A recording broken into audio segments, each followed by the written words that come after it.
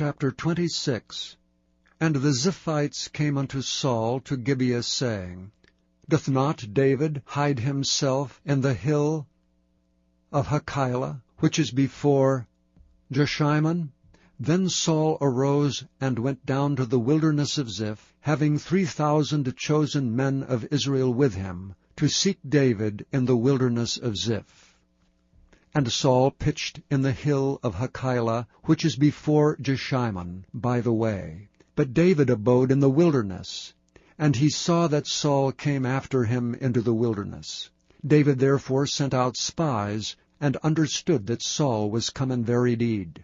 And David arose and came to the place where Saul had pitched. And David beheld the place where Saul lay, and Abner the son of Ner, the captain of his host. And Saul lay in the trench, and the people pitched round about him.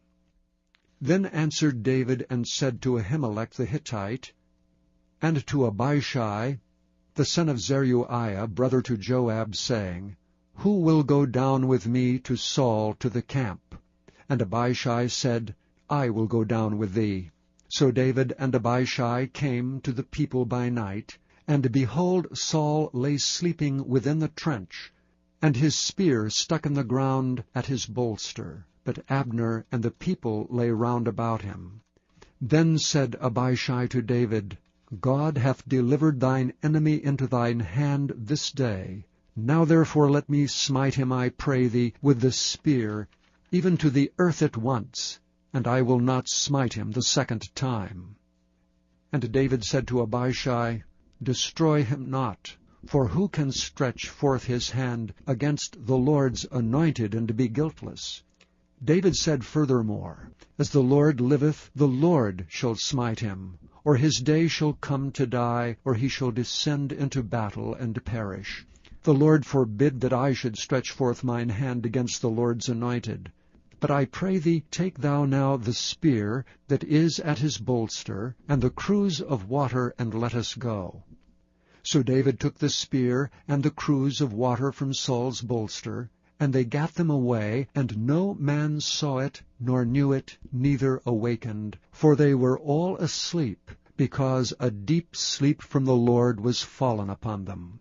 Then David went over to the other side, and stood on the top of an hill afar off, a great space being between them. And David cried to the people, and to Abner the son of Ner, saying, Answerest thou not, Abner?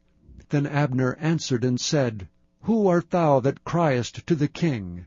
And David said to Abner, Art thou not a valiant man? And who is like thee in Israel?